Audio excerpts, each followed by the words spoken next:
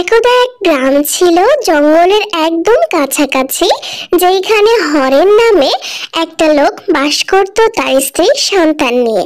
একদিন সকালবেলা স্ত্রী আর সন্তানের সাথে চা খেতে খেতে গল্প করছিল।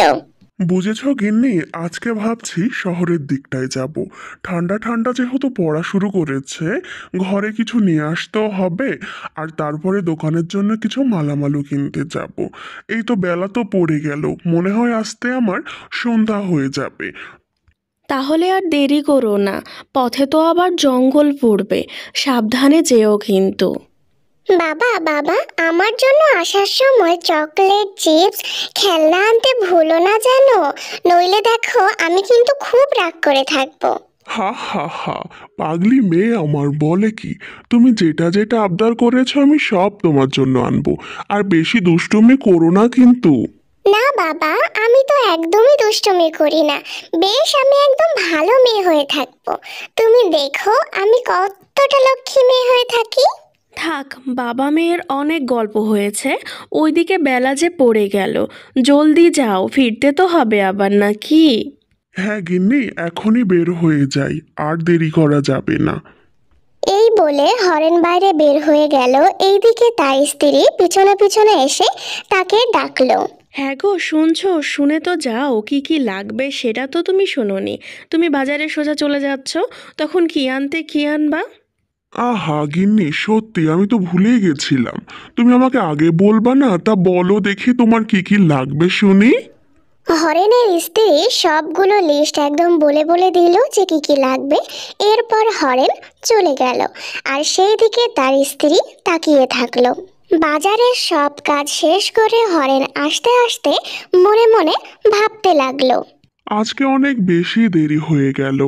এখন যদি গ্রামের রাস্তা ধরে যেতে লাগি তাহলে তো রাত পেরিয়ে যাবে। এর থেকে ভালো আমি জঙ্গল দিয়েই ঢুকে যাই। যেই ভাবা সেই কাজ, হরেন জঙ্গলের ভেতরে ঢুকে গেল এখান থেকে শর্টকাট নেওয়ার জন্য। আর মনে মনে ভাবতে লাগলো যে এইখানে তো শুনেছি রাক্ষসী আছে, কি যে হবে উপরওয়ালা ভালো জানে। ভাবতে ভাবতে পেছন থেকে ডেকে উঠলো। এই কে রে তুই? এই সময় তুই এই জঙ্গলে কেন এসেছিস? তুই জানিস না এটা আমার জায়গা? তুই কেন এসেছিস? কে তুই? উত্তর দে। আমি তো হরেন, পাশের গ্রামে থাকি, এই পথ দিয়ে যাচ্ছিলাম। আর যেহেতু দেরি হয়ে গেছে, জঙ্গল দিয়ে শর্টকাট হওয়ার জন্য এইদিকে গেলাম। কত বড় সাহস তোর! তুই এই পাশ দিয়ে গেছিস, আবার আমার মুখে মুখে তুই কথাও বলছিস? তুই জানিস আমি কে? এই জঙ্গলটা হচ্ছে আমার, আমি এইখানকারই পেতনি।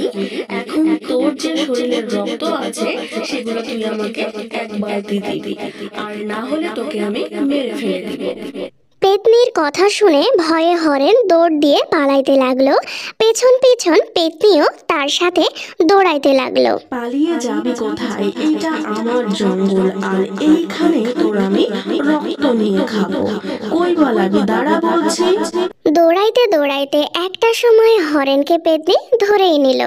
এখন পেতনি কি হরেনের রক্ত খেয়ে নিবে, নাকি হরেন বুদ্ধির জোরে সেখান থেকে বেঁচে ফিরবে? দেখতে পাবা দ্বিতীয় পর্বে। কারা কারা দেখতে চাও কমেন্ট করে জলদি জানাও। আর ভিডিও ভালো লাগলে লাইক করে দিও, সাবস্ক্রাইব করে পাশেই থেকো। ভিডিও দেখার জন্য ধন্যবাদ।